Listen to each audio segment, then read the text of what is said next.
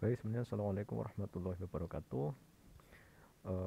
Pada pertemuan yang kelima ini, kita akan berdiskusi tentang brute force dan divide conquer. Nah, ini adalah tabel of content kita ya, pokok bahasan yang akan kita diskusikan, yaitu yang pertama itu brute force itu sendiri, kemudian divide conquer, dan yang terakhir adalah rotasi big O. Nah, sebelum masuk ke dalam tiga pokok bahasan tersebut, ini adalah latar belakangnya. Sebenarnya struktur data itu ya gimana caranya kita memanage sebuah data ya. Di dalam memanage ini tentunya kita harus mengorganisasikan data itu agar nanti bisa dimanfaatkan lebih mudah ya. Nah, tentunya untuk memanfaatkan tersebut, untuk untuk pemenuhan kebutuhan data tersebut, tentunya nanti membutuhkan sebuah algoritma atau cara atau teknik yang digunakan. Nah, tentunya pemilihan teknik algoritma itu harus yang terbaik, walaupun ya tentunya semua baik tapi ada yang terbaik. Nah, caranya itu ada dua teknik. Di sini ada namanya brute force, kemudian yang satunya divide conquer. Nah, apa itu brute force? Apa itu divide conquer? Brute force sebenarnya di sini adalah, kalau bisa saya katakan, ini adalah sebuah teknik coba-coba ya, mencoba kemungkinan. Atau kalau di sini ibaratnya pendekatan yang lempang. Lempang itu sama dengan yang mudah itu. Yang mudah, yang simple, yang sederhana. Ya jelas dasarnya ini didapatkan dari sebuah pernyataan pada persoalan, kemudian didefinisikan konsep yang dilibatkan. Ya tentunya ini dia lebih cocok persoalan atau permasalahan yang berukuran kecil karena mudah untuk diimplementasikan. Nah, caranya pun sederhana gitu ya. Rekan-rekan saya yakin semua sudah pernah menggunakan brute force kali ini. Itu kemudian nah biasanya dasarnya tadi ya, dasarnya pada sebuah persoalan, kemudian konsep yang dilibatkan gitu ya. Nah, ini tipikal persoalan yang bisa diselesaikan, yang bisa dipecahkan, yaitu yang jelas yang pertama itu sederhana gitu, sederhana, kemudian langsung jelas ya. Ya udah, lakukan aja untuk menyelesaikan permasalahan tersebut. Oke. Nah, ini karakteristiknya. Ini panjang lebar di sini, tapi saya akan coba menyederhanakan.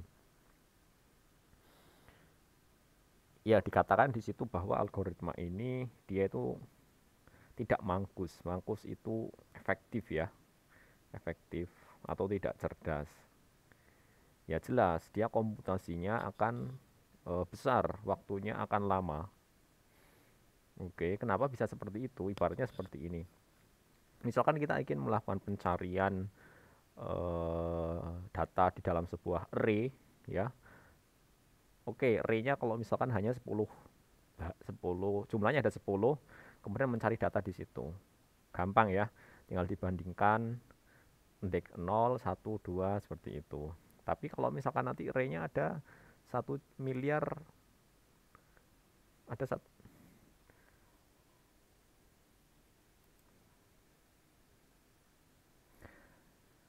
Nah, di sini untuk force itu berarti upaya yang dilakukan atau tenaga ya. Artinya berarti ada ekstra tenaga yang dikeluarkan ketika menggunakan brute force. Ada juga yang menyebutnya di sini algoritma naif. Itu. Nah, yang jelas untuk persoalan-persoalan yang ukurannya kecil, sederhana, kemudian mudah diimplementasikan, ini akan sangat cocok menggunakan brute force. Nah, sebenarnya ini digunakan untuk apa? Brute force ini digunakan untuk membandingkan sebagai basis pembanding dengan algoritma yang lebih efisien atau mangkus di sini.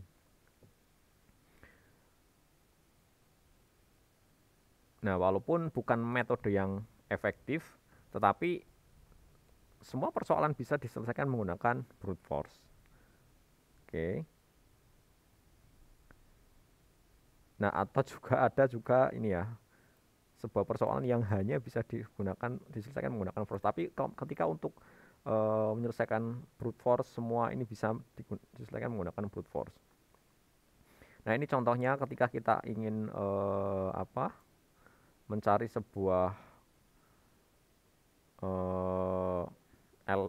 nilai terkecil, sorry.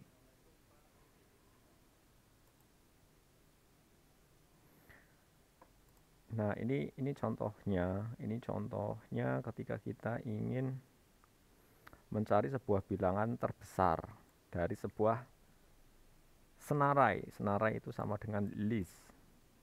List ya.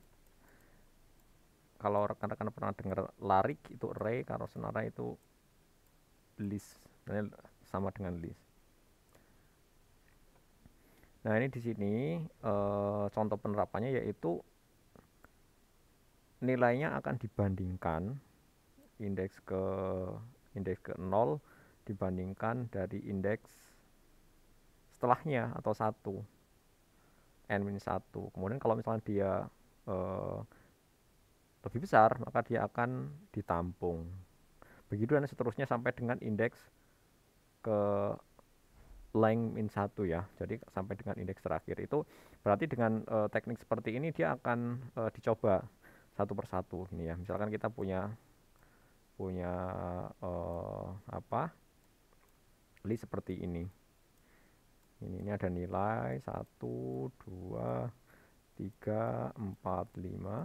Nah, indeks yang ini dia akan dibandingkan dengan yang ini. Kalau 2 ini lebih kecil, bahkan akarnya akan ditampung 2. Oke. Nah, yang ini nanti akan dibandingkan lagi dengan yang 2 ini. Lebih besar enggak? Kalau iya, berarti nanti akan diganti dengan 3. Nah, kira-kira seperti itu. Nah, artinya kita mencoba semua nih kemungkinan-kemungkinan dari awal sampai akhir, maka dia menggunakan brute force.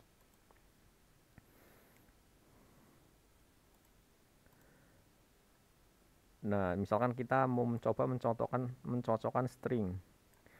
Jadi akan dicocokkan di sini ada sebuah teks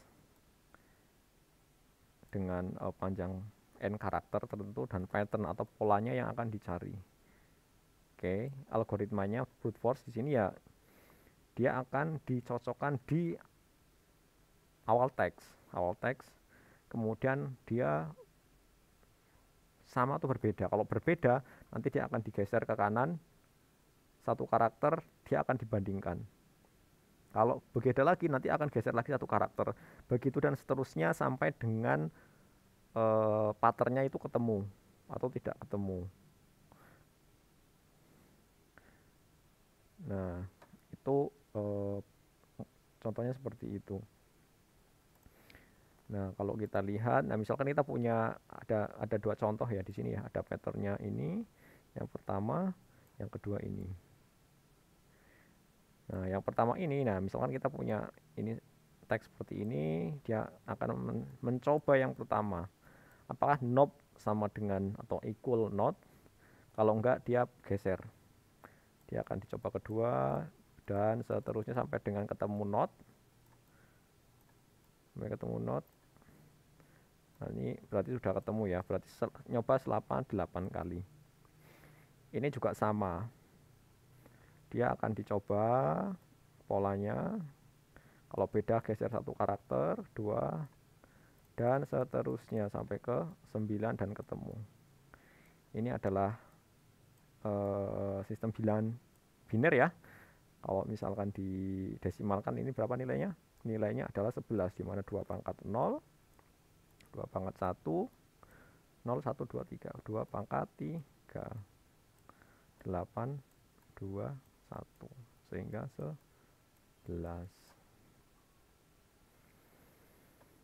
Nah, ini case brute force. Dia ya kondisi terburuk, ada kondisi terbaiknya. Kondisi terburuknya apa?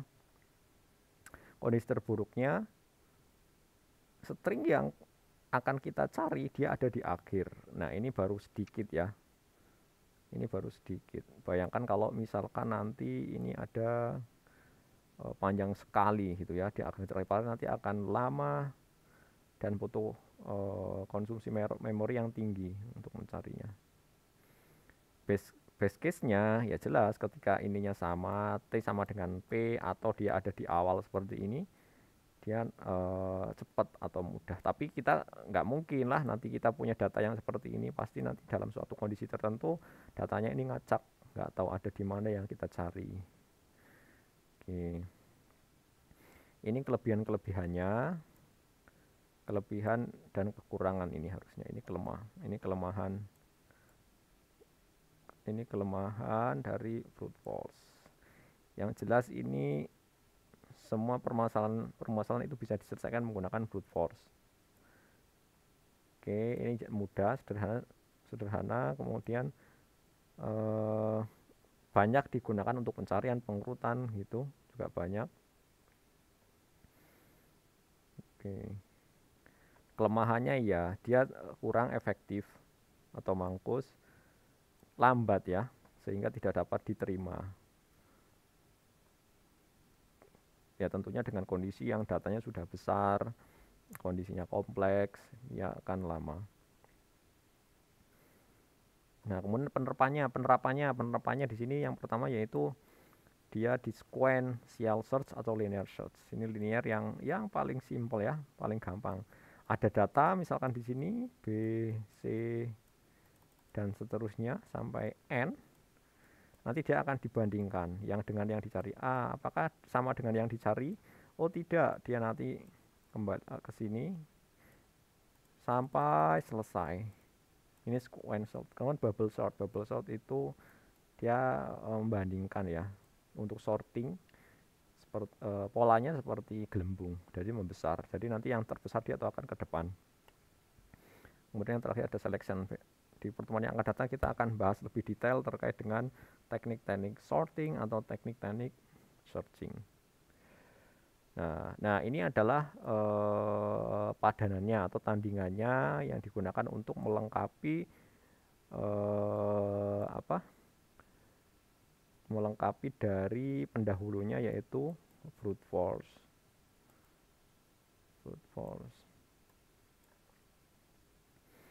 Nah, awalnya brute force ini digunakan untuk ini ya, strategi militer ya. Atau istilahnya di sini divide, put, imperse. Nah, tapi strategi ini sekarang digunakan banyak di ini ya, ilmu komputer dasar ya, digunakan di sini. Oke, di sini ada 3 kata ya. Divide berarti membagi, conquer memecahkan, dan combine menggabungkan. Divide berarti dia membagi sebuah permasalahan yang besar ke dalam permasalahan-permasalahan yang lebih kecil. Oke. Sedangkan conquer ini dia memecahkan, menyelesaikan masing-masing permasalahan atau permasalahan kecil tadi secara rekursif gitu ya. Jadi kalau misalnya rekan-rekan membuat sebuah program yang sifatnya rekursif, berarti dia sudah menggunakan teknik divide, conquer. Combine ini apa? Menggabungkan solusi masing-masing tadi yang masing-masing sudah dipecah, kemudian dikombinasikan dan membentuk solusi masalah yang sebelumnya. Nah, ini seperti ini. Ini ada dalam bentuk tabel, matriks, eksponen, dan lain-lain. Yang jelas, biasanya setiap super masalah ini memiliki karakter yang sama. Ya jelas ya, di sini akan lebih natural dengan teknik rekursif. Ini gambaran secara umumnya. Jadi dari permasalahan yang besar nanti akan dipecah dan dipecah sampai ke paling kecil. Setelah itu nanti dia akan diselesaikan dan digabungkan kembali.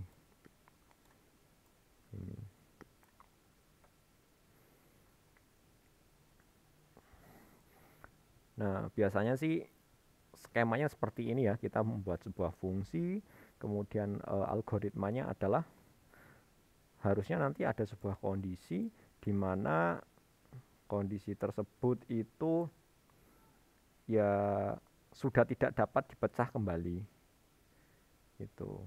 Misalkan contohnya ketika kita mau membuat teknik divide conquer untuk menyelesaikan permasalahan perkalian. Perkalian kan yang mana jika ada sebuah bilangan yang dikalikan, semua bilangan yang dikalikan dengan 0, maka hasilnya 1. Berarti ini adalah dia, ya ini sudah selesai permasalahannya gitu. Atau titik akhirnya itu tidak harus dipecah lagi. Nah, selain itu nanti akan dikalikan atau balik lagi memanggil dirinya sendiri.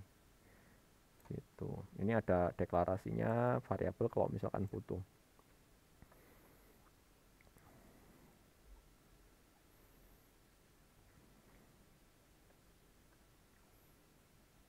Nah, ini flowchartnya seperti ini. Dimulai, kemudian apakah masalahnya cukup kecil? Kalau iya, dia akan di return, di solve kan. Kalau tidak, dia akan dibagi ke dalam sebuah masalah. Apakah masalahnya lebih kecil lagi? Kalau iya, dia akan manggil ini, dia akan kembali lagi ke sini. Dan seterusnya gitu ya. Karena dia muter ya. Setelah selesai apakah apa lebih kecil apa ya tidak, maka dia akan dikombine.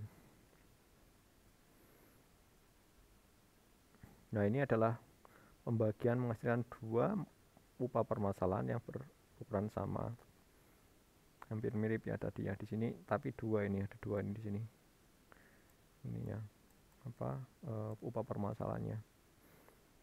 Untuk kalau kita lihat, nah kita lihat seperti ini. Yang tadi itu satu rekursif dibagi menjadi dua, kemudian dia sudah selesai solve problem dan dikombin lagi ke satu.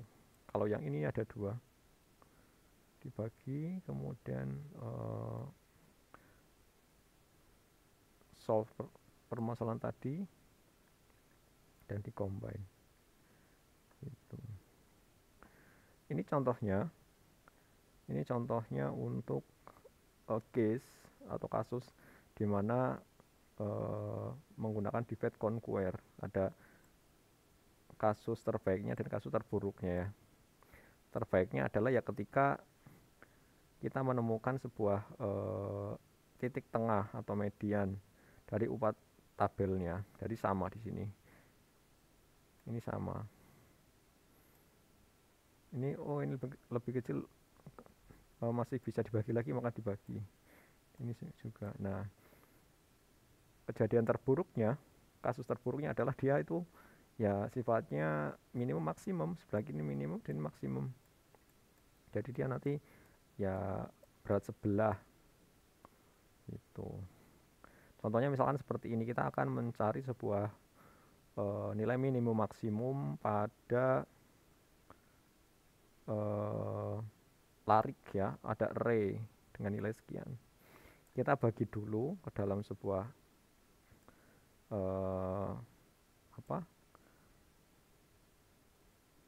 permasalahan yang lebih kecil. Kemudian kita cari di sini minimumnya, dicari maksimum dicari, berarti di sini ada dua nilai minimum maksimum ya. Nah, setelah itu kita combine kembali. Nah, dengan demikian tentunya nanti akan lebih mudah gitu. Nah, terus gimana kok bisa ketika menggunakan divide and conquer ini lebih cepat ya? Ya karena dengan pembagian ini nanti beban prosesor akan seimbang. Jadi ini posisinya nanti dia akan diproses secara paralel, secara bersamaan, tidak bergantian tapi bersamaan. Misalkan kita punya 4 prosesor, ini ada A, B, C, D. Nah, yang ini dikerjakan oleh prosesor A, sedangkan yang ini dikerjakan oleh prosesor B, dan dia akan berjalan bersama-sama. Sehingga tentunya dengan itu nanti akan lebih efisien proses pengerjaannya. Oke, ini kelebihan kekurangan. Oke, ya yang rumit, yang kompleks ini bisa diselesaikan menggunakan divide conqueror. Jelas efisiensi nanti lebih tinggi. Artinya penggunaan waktunya lebih singkat dibanding menggunakan brute force. Dia bekerja secara paralel, artinya tidak secara sekuensial atau bergantian. Ya, ini saya yakin prosesor yang sekarang sudah support dia multiprocessing atau sistem operasinya juga support multi threading, jadi nggak masalah menggunakan teknik-teknik divide and conquer. Nah, kelemahannya ya lambat proses perulangan, karena ini nanti ya prosesornya dipaksa bekerja ekstra. Oke. Nah, ini malah kebalikannya ya. Kalau misalkan masalahnya sederhana, dia malah rumit. Oke, ini penerapannya ada di ada merge sort, kemudian quick sort, binary search. Oke, nah binary search ini ya sama, dia akan membagi ke dalam dua area untuk mencari pencarian.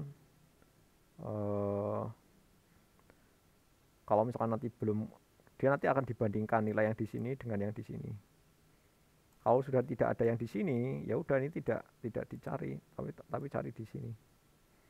Nanti dibagi lagi, kalau belum ketemu dibagi terus sampai dengan menjadi daerah yang terkecil menggunakan binary search. Kemudian ada istilahnya notasi Big O.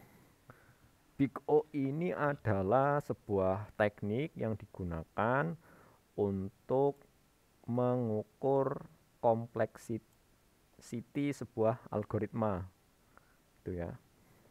Jadi untuk menganalisis, mengetahui kompleksitas waktunya atau ruang memorinya bisa menggunakan notasi Big O. Notasi berarti simbol-simbol ya. Nah, ini simbol-simbolnya yang bisa digunakan dari yang paling cepat sampai yang lambat. Ini yang paling cepat yang jelas ya. Ini paling cepat, sederhana ya, seperti ini. Nah, kita lihat contohnya misalkan seperti ini. Misalkan kita punya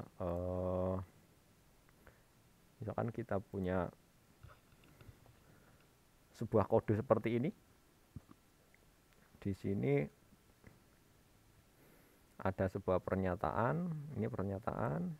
Kemudian di sini juga ada sebuah pernyataan. Ini contoh yang berbeda ya, tapi menggunakan ini. Nah, time complexity-nya ini karena ya hanya meng-assign nilai 1000 ini dan menambahkan ini, sehingga dia notasinya seperti itu. Nah, kemudian ada lagi notasi ini, log n ini. Log n, kalau contoh seperti ini, dia bisa dieksekusi sebanyak log 8, 3 kali. Artinya log 2 pangkat 3. Ini adalah sifat log ya. Kalau ada pangkatan seperti ini, maka dia ini yang di 3. Ini sifat logaritma. Sehingga dia akan dijalankan sebanyak 3 kali. Ini 3 kali. Outputnya ya 1, 2, 4. Kok bisa 1, 2, 4? Ya karena ada ini, increment decrementnya dikalikan 2. Oke, kalau misalkan n-nya 8. Kemudian ada notasi O n ya. Ini contoh kasusnya, misalkan ada sebuah untuk mencari sebuah rata-rata. Untuk mencari rata-rata, kita jumlahkan dulu semua. Kemudian nanti hasilnya dibagi dengan jumlah anggotanya. Dan misalkan kita ini numbernya itu adalah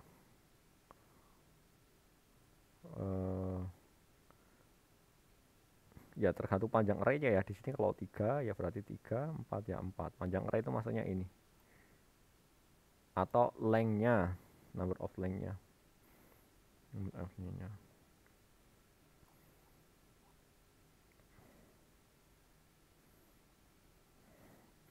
Nah, sedangkan misalkan kita punya sebuah perulangan.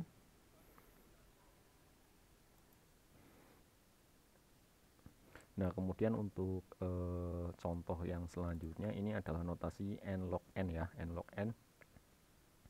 Contohnya seperti ini, misalkan kita punya sebuah perulangan yang mana increment decrementnya ini j sama dengan j kali 2, artinya yang ini perulangan yang paling luar, ini berarti nanti akan dieksekusi selama n kali, dalam hal ini ada 8 kali, n kali, kemudian yang ini sesuai dengan J-nya.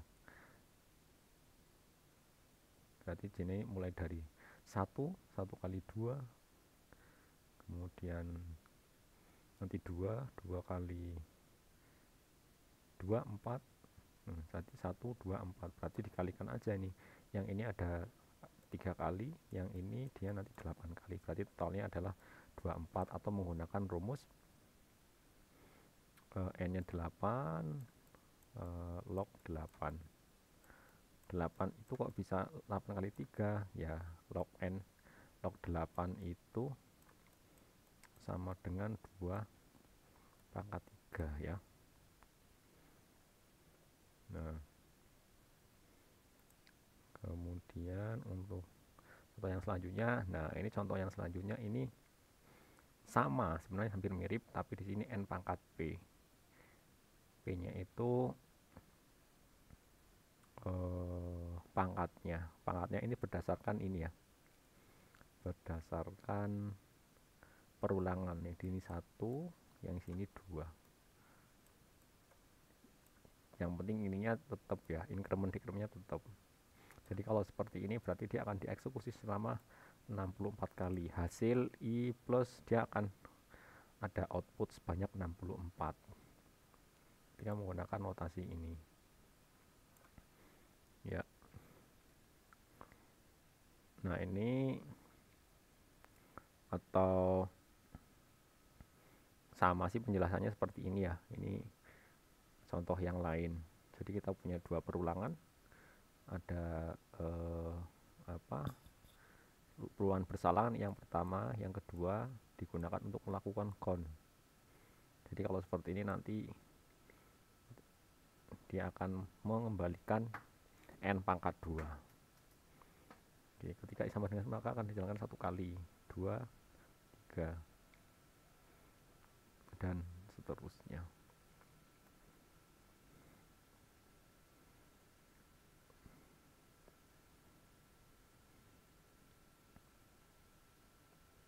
Nah, kalau seperti ini gimana? Kalau seperti ini, dia di sini ada namanya fungsi PO. PO ini digunakan untuk menghitung pangkat. Jadi dia akan muncul ya berdasarkan inputnya n ya. Anggap kalau misalkan n-nya 2, n-nya 2 pangkat 2 kan 4. 4 ya. Berarti K-nya itu 2, pangkatnya 2, berarti 4. Gitu.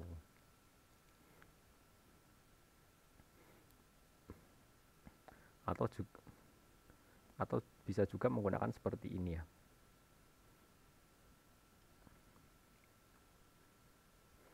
Misalkan di sini, misalkan kita manggil fungsi 4, dia 2 pangkat n, yaitu 4 dalam hal ini adalah smart. Ini contoh-contoh yang lain.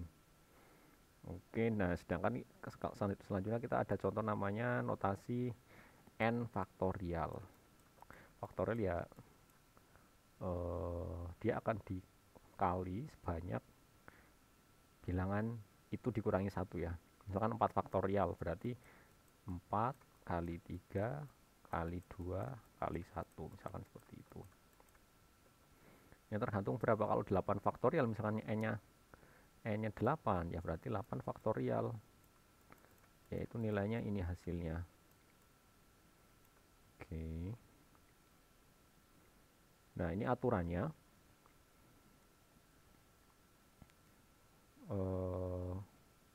Cari notasi paling berkontribusi banyak atau notasi ditiadakan.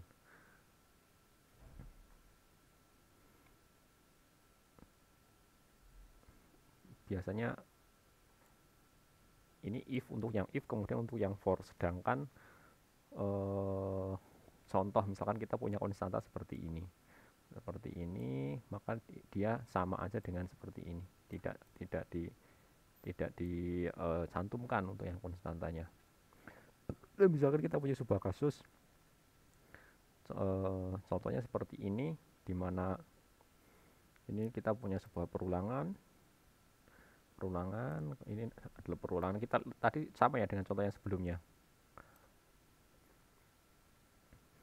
Kalau kita lihat seperti apa solusinya, ini mirip dengan yang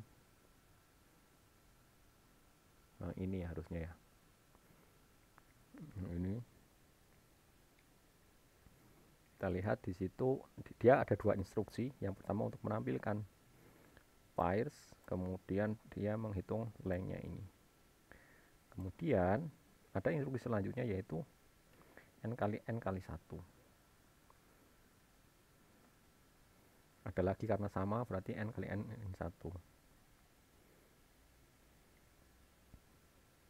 Yang ketika ditambahkan berarti jika n 10 maka 2 tambah 2 kali 10 pangkat 2, atau kira-kira seperti ini instruksinya terkait dengan contoh kasus yang tadi.